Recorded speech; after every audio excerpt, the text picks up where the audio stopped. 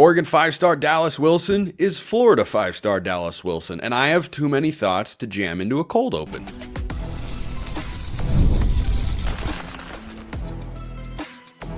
You are Locked On Ducks, your daily podcast on the Oregon Ducks. Part of the Locked On Podcast Network, your team every day. Yes, it is that time once again for Locked On Ducks. I'm your host, Spencer McLaughlin. Thank you so much for making this your first listen or your first view of the day. Part of the Locked On Podcast Network, your team every day and your number one source to stay up to date with the Ducks. This episode brought to you by the one, the only Game Time, of course. Game Time, where you can download the app, create an account, and use code Locked On College to get $20 off your first purchase. How about that sequence of events? And how about the sequence of events that has led us to not having Dallas Wilson in Oregon's 2025 recruiting class? A lot of different angles to look at this. Plus, Isaiah World is going to be an Oregon Duck. That's pretty cool. And a JUCO ruling that should have your attention, all coming up on today's show. But Dallas Wilson requests to be released from his national letter of intent, which because of a recent NCAA ruling aren't as binding as they once were anyway. He can get out of it. He's going to go to Florida. Okay, a couple of thoughts here. First of all, this is something that I and many others who were in the know expected to happen on signing day. When it didn't, it was, whoa, Oregon did it again.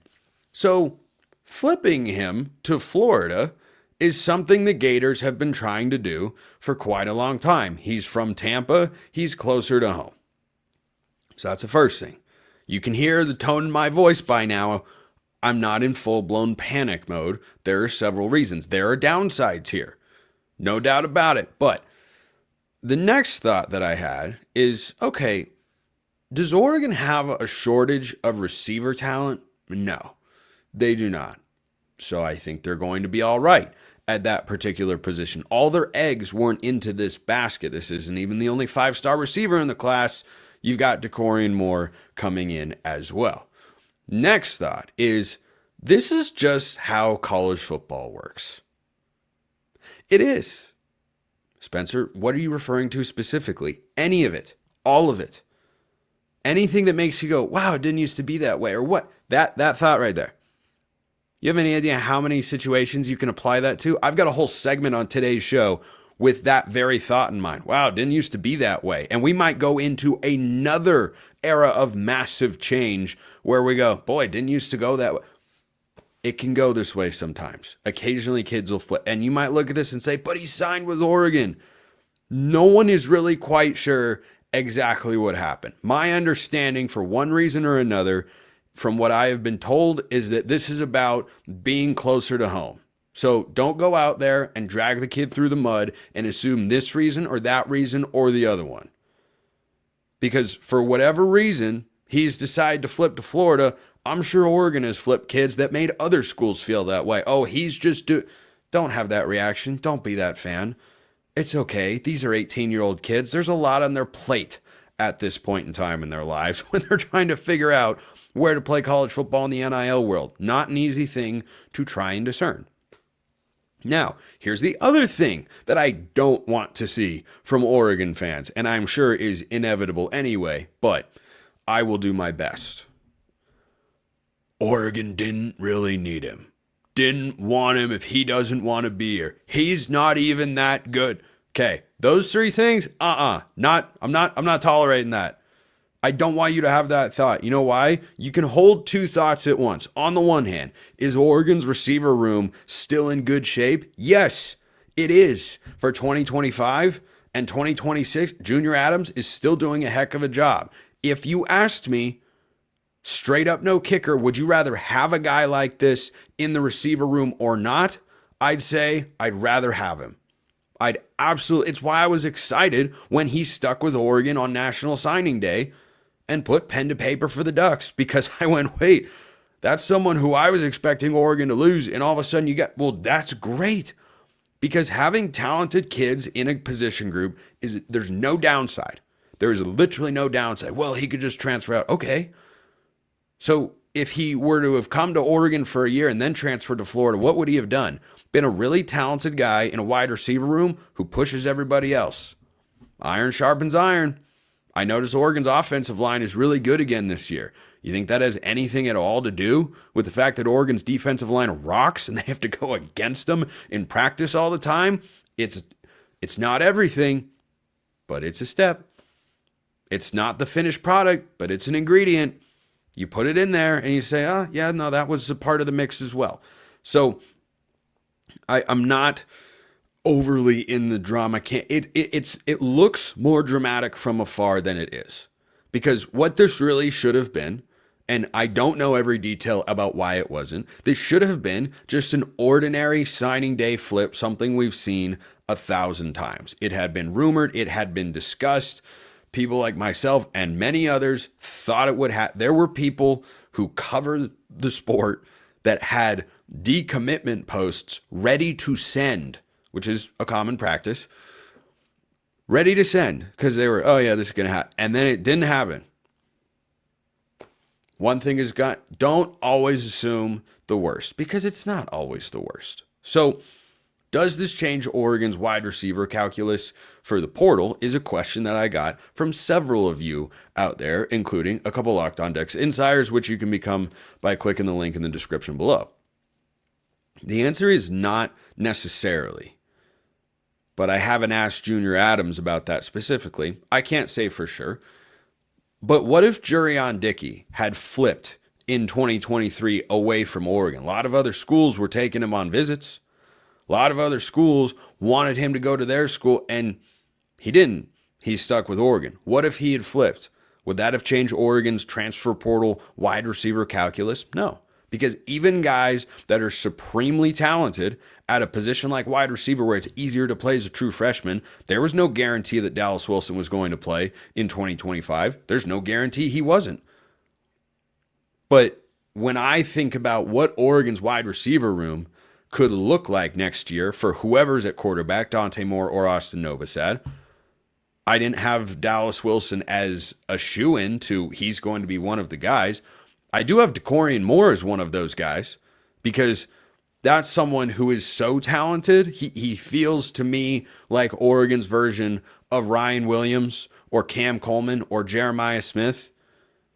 These are guys that are true freshman wideouts that are stepping in and they're stars immediately, right away. Ryan Williams, did you know he didn't turn 18 yet this year? Yeah, he's really good. Jeremiah Smith, we saw him. Yeah, he pushes off sometimes. But, hey, got flagged for it, so that's all right. Didn't get flagged for it another time, but that's just the way that the cookie crumbles in a lot of instances with officials these days. He's really good.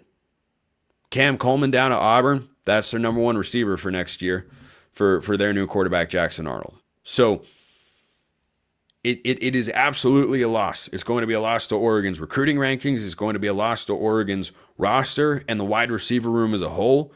You are losing an opportunity to have a tremendously talented player who could become a bona fide star in college football. All of those things are true. While also being true is the fact that Oregon still has a lot of talent in the receiver room. And I don't believe that this was a result of Oregon having a transfer on the way that Dallas Wilson is looking at going, I'm not going to play over him, so I'm going to flip to Florida. I have good reason to believe that is not the case. Oregon could still go out and add a portal wide receiver. I think that and running back are pretty legitimate questions because I don't know what Evan Stewart's doing. I don't know what Jordan James is doing. And that, yeah, that's a pretty big decision in both of those position groups. So those are the thoughts. Everything's okay. It's still a loss. Oregon fans were happy to get Dante Moore back. I remember the show I did when he flipped. Plenty of comments. Don't need him. Don't want him. I don't think he was that good anyway. Like, it's a tale as old as time. But in this instance, Oregon, they're just fine. They're just, I'd rather this not have happened. I'd rather have him. It is a loss. And maybe one day we'll look back and go, boy, what if they had Dallas Wilson? Maybe he goes and shines at Florida and DeCorian Moore doesn't live up to expectations. That could happen. And you go, oh, yeah, that was kind of a loss. These are all realistic things to play out. We'll just have to wait and see. Let me know your thoughts in the YouTube comments or hit me up on Twitter at smclaughlincfb or at Locked On Ducks. On the other side of things, Isaiah World is a Duck. He isn't just an all-world name, pun intended. He's a stud across the board. What does it mean for the offensive line? That's coming up next. First, I want to remind you this episode is brought to you by Rocket Money. So, you have a lot of subscriptions, right? Because it's the 21st century. We've all got a lot of subscriptions. Do you know that those could be costing you money if you're paying double or if you have ones that you just aren't using? Well, Rocket Money makes it easy to track them all down. It's like having a personal assistant for your finances. Rocket Money is a personal finance app that helps find and channel your cancel your unwanted subscriptions and channel the money back to you. It monitors your spending and helps lower your bills so you can grow your savings. It brings together everything in one place. I'm not a fan of college realignment, consolidate, but when it comes to your finances, putting it all in one place, that's the way to go. Whether it's subscriptions, your spending habits, or even the goals you want to hit this year, Rocket Money has over 5 million users and has saved a total of $500 million in canceled subscriptions, saving members up to $740 a year when using all of the app's premium features. What would you do with $740? I don't know. You tell me. Cancel your unwanted subscriptions and reach your financial goals faster with Rocket Money. Go to rocketmoney.com/lockedon. That's rocketmoney.com/lockedon. rocketmoney.com/lockedon. Do you want to go to a bowl game or any event or really anything at all? Then go to Game Time. Game Time's focused on togetherness this holiday season. That means when you bring people together at live events, the experience is that much better, and it's the perfect gift. I didn't get credentialed for the Big Ten championship game. No sweat. Game Time had me covered. Tickets were available. I got to watch with my guy Liam out there, and guess what? That feeling of togetherness, we had a great time. It was a grand old time with Liam and his dad, made possible by Game Time, which has Game Time picks. Curation makes it easier to save more on sports, concerts, comedy, theater, whatever you're looking for, and they give you panoramic views from your seat in the app before you buy. It's a really helpful ordeal. Take the guesswork out of buying tickets with Game Time. Download the Game Time app, create an account, use code LOCKEDONCollege for $20 off your first purchase. Terms apply. Again, create an account, redeem code LOCKEDONCOLLEGE. That's LOCKEDONCollege for $20 off. Download Game Time today. What time is it? Game time. Isaiah World is a duck. It's awesome. Absolutely awesome. Essential, just like the second segment sip. So that makes 2 tackles that Oregon has brought in via the transfer portal this week. Alex Harkey, the 3-year player from Texas State who had an 81.5 PFF grade this year, and now Isaiah World, who is, according to 24/7 Sports, the number 1 tackle in the transfer portal for the class of 2025. So on paper, both of those guys slide right in and start. That's the way it looks. That's the way it looks. Spencer, why are you taking that tone? Well, the way offensive line plays out in the transfer portal isn't always as obvious as other positions. The best example of that is Junior Angilau. So Junior Angilau transferred to Oregon in a past recruiting cycle, and the indications were, he was coming off of an injury, but once he got healthy, kind of felt like he'd be a starter. He had 4 of those stars filled in next to his name coming out of high school, and when he hit the transfer portal, according to 24/7, he had played. I believe he'd started for a full year at Texas. That's a guy who you looked at and said, oh, he's coming in and starting on the interior for Oregon for sure. An injury, I believe, set him back. However, he never found his way into the starting rotation. So just a couple of thoughts here. If you asked me to write out Oregon's offensive line for 2025, would I have Isaiah World and Alex Harkey in there? Yes. Do I say it with 100% confidence? No, for 2 reasons. Number 1, nothing is given or predictable, and guys who would like to be a starting tackle for Oregon are not going to just, automatically transfer out of the room because they don't feel like they can start, or they're not going to just, give 50% effort at practice all of a sudden and then just let those guys coast to being the starters and whatnot. However, you certainly presume guys of this caliber are going to go be starters along the offensive line. The other thing that I think about, because a lot of people have had this conversation via the YouTube comments or Twitter DMs or being a Locked On Ducks insider, however, with me is, well, what about the guys that are there? Why is Oregon recruiting all these blue chip guys? Offensive line in particular is not a position, and defensive line too, but offensive line especially, it's not a position where you earn playing time early in your career very often. It happens, Poncho played as a true freshman. Jackson Powers Johnson played as a true freshman. Josh Connerly played as a true freshman. None of those guys started, by the way. Not a single one of them. To my knowledge, someone can correct me if I'm wrong, but in recent memory, when Mario Cristobal first had that offensive line start getting reps together in 2017 and 18, there might have been a couple of freshmen starting up there, but the last true freshman to start, not play, not be a jumbo package guy, to start for Oregon was Penei Sewell, who, by the way, is probably the greatest left tackle in the history of Oregon football. There have been a lot of good ones. He might be the best offensive lineman in the history of Oregon football if you factor in what he's currently doing in the NFL, which is number one, crushing it, and number two, making himself a boatload of money. By the way, Bo Nix versus Justin Herbert was everything I wanted it to be. Herbert got the win. That's the best scenario if both guys are going to get into the playoffs. They're both sitting at 9-6 right now. So, but both quarterbacks played well. So the other thought I had with Isaiah World, in addition to, let me get to that in just a moment and finish up this thought. So number one, it takes guys longer to establish themselves as starters along the offensive line. And number two, we have seen the last couple of years how important is depth. Oregon's interior offensive line depth has shown up in a big way this year. Bedford and Harper, your two projected starting guards coming into this season, have missed time with injury. You have needed, throughout the course of this year, 7 or 8 offensive linemen. So yeah, you bring in these guys, but who's to say they play all 12 regular season games next year, or however many games Oregon ends up playing? Why do you recruit guys that are blue chip prospects who are more likely to become starting caliber? Because if one of these guys were to go down, God forbid, you'd want to have someone who can slide in and match that production level.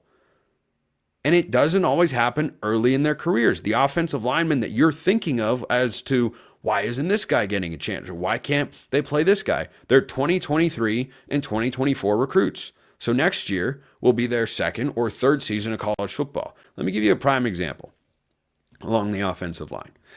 Davey Uli. What class do you think Davey Uli was a part of? Blue chip prospect, by the way. He was a part of the 2022 class. He played some last year, got dinged up. Happens a lot with offensive linemen. You need to have a lot of these guys for that reason in particular.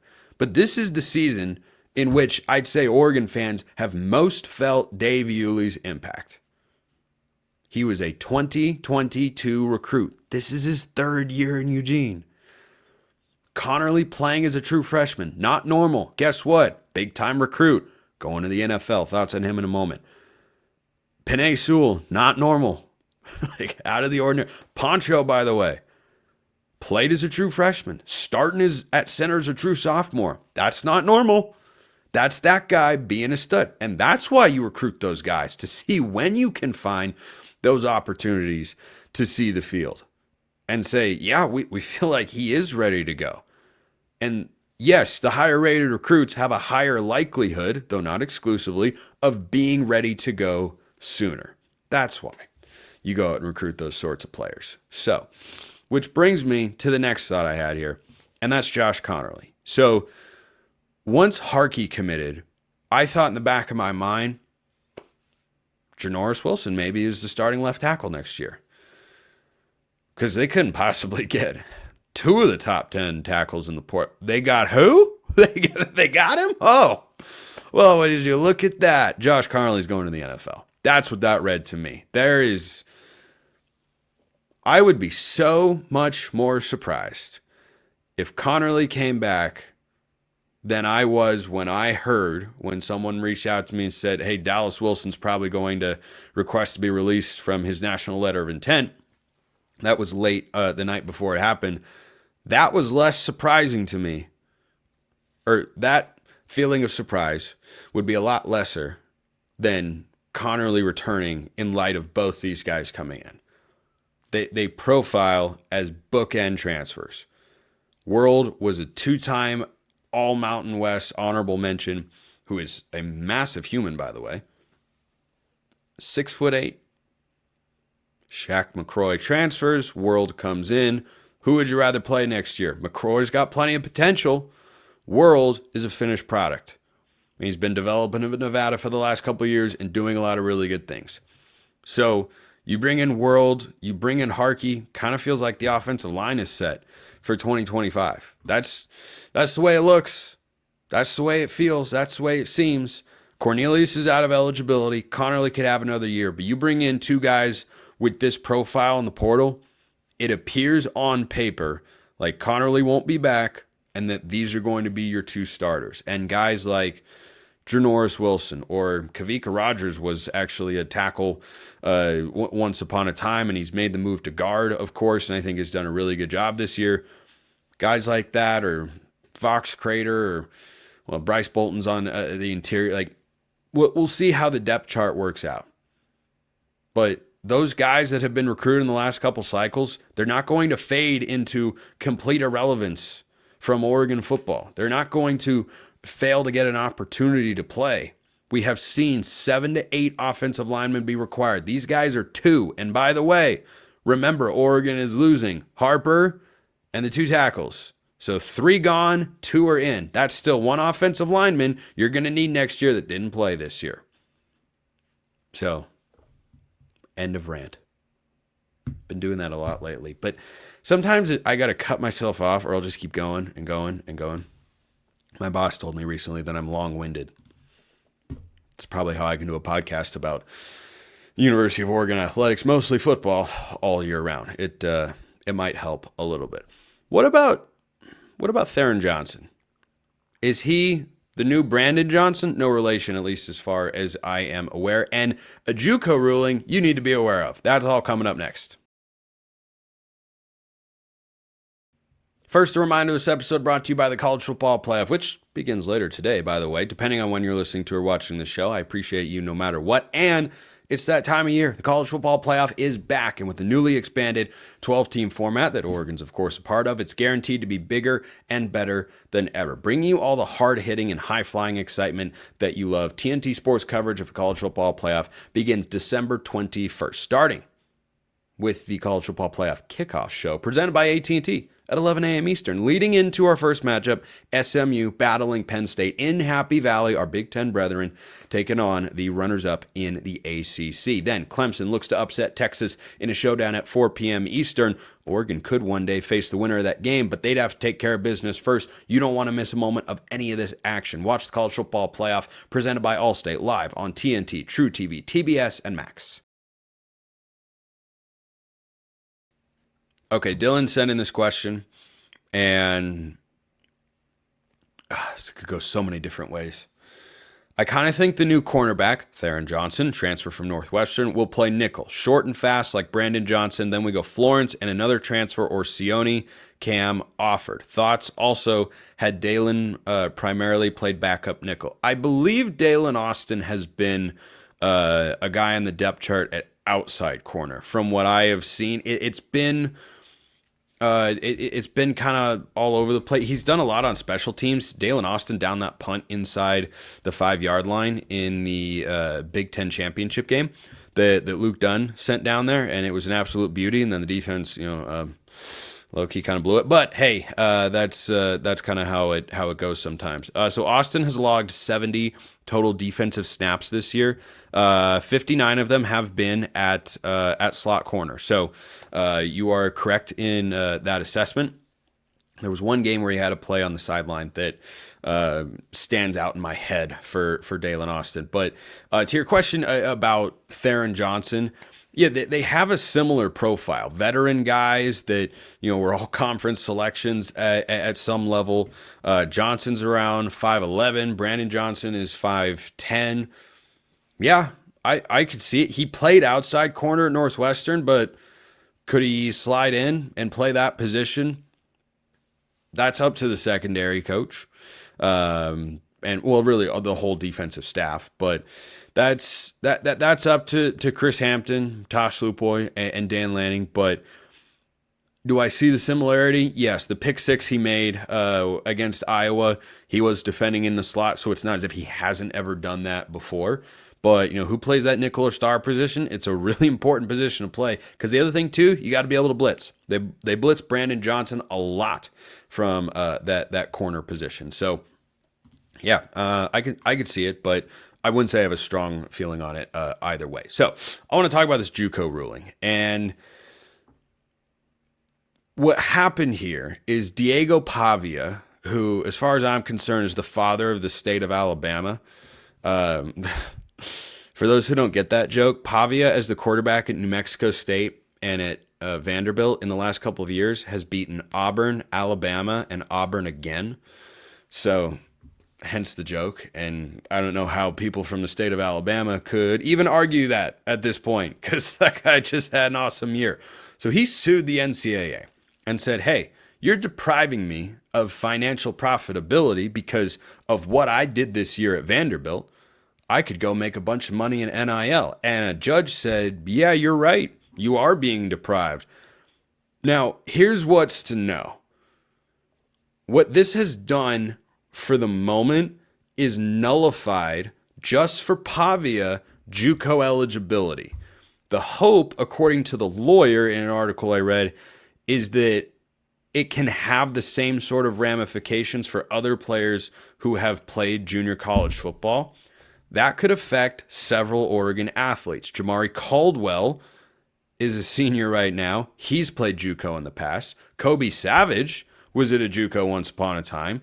And Bam Tracy of Oregon basketball was also at a JUCO once. So those guys, in theory, there isn't a widespread rule. What I'd say is I'm bringing this up to just kind of have it on your radar and understand that if this ruling or if anything comes of it that's more widespread beyond the Pavia case, then these guys could, in theory, get another year of eligibility.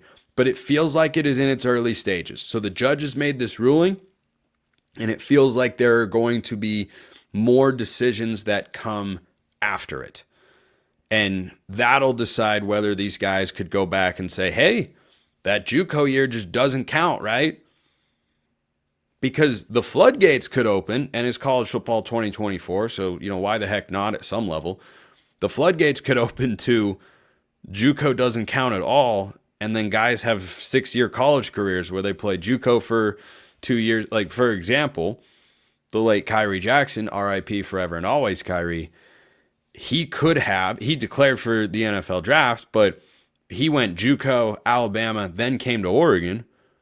In retrospect, if this rule or if this notion had been out there, he could have stayed at Oregon for another year or two. I forget if he spent 1 or 2 years at the JUCO ranks, but that could be a really impactful move. Dana Altman loves his JUCO guys. And KJ Evans, by the way, expected to play on Saturday against Stanford. That's a good sign after the knee injury he suffered against Stephen F. Austin last time out. But Dana Altman brings in JUCO guys every single year. And if those guys suddenly, after playing 1 or 2 years of JUCO ball, had 4 years of eligibility, Sione Laulea, by the way, was the number 1 JUCO corner in this 2024 cycle. Could he suddenly have extra eligibility? I don't know. He's someone who can already be back for 1 year, but could he be back for 3, 4 more years if he takes a red shirt this season? I don't know. I don't know. That's a fascinating ruling. Fascinating ruling. I have a couple other questions here, but I don't want to shortchange them. Remember that long-winded thing that I said earlier? One of them I can get to here to wrap up today's show. But Puff Dutch 2, your question will be in Monday's mailbag. But a Locked On Ducks insider, and it's one of the reasons you should become an insider. It's just $5 a month, and you get all sorts of perks, including priority mailbag access. One, send me a question. How does Oregon handle this long break? Motivation, physically, game planning. At what point is this long of a break a net negative? The old rest versus rust debate. I don't think we've ever put a fine line on what is good as a break and what is too much. I'm not concerned about it. I think the longer break is great for an Oregon team that has been dinged up. Maybe they were battling the flu. Maybe they weren't. But the injuries here and there to guys like Tez Johnson, to guys like Marcus Harper, those are pretty important players. And so for everyone to be at their maximum amount of freshness when they take on either Ohio State or Tennessee in the Rose Bowl in 10, 11 days time as this show, 12 days time as this show comes out, whatever rust effect is brought about by the long break, I think is nullified by the fact that being that rested and having no additional injuries, knock on wood, as long as nothing happens at practice, I think that's very much a net benefit for the Ducks, though I do see the other side of it. Right now, I imagine something that Oregon will absolutely be doing. Motivation for these guys, especially those that were on last year's team that got so close and came up just short against Washington twice. I don't think motivation or staying mentally locked in is a big problem, number one. Number two, the game planning, practice this week for the Ducks, whatever it looked like. By the way, they had to deal with finals at some point during this stretch of the layoff as well. So that takes up a decent amount of your time. But there was an element I talked about after the Big Ten championship game of Oregon has their own things to fix that are not team specific. Once you do that, they'll know their opponent when they show up for practice next. And by the way, then there's a holiday break in there. And I imagine they don't take the same one as everybody else where they're just, not on campus, not around each other for, an entire week at a time. That would probably be coaching malpractice, but I imagine they get a couple extra days off in there. So I don't worry about anybody in that locker room as long as Dan Lanning is there to hype the guys up with whatever motivational tick he comes up with. I don't worry about them forgetting how to play football or how to hit. Maybe the first half of the first quarter or so is, whoa, forgot what it feels like to get hit by somebody else. I think they'll settle in just fine. But I understand where your head's at because the rest versus rust debate, I don't think we've settled it in college football or in the NFL at this point. So it shall persist. Appreciate everyone listening. I will see you next time. Have a wonderful rest of your day and a great weekend. And go Ducks.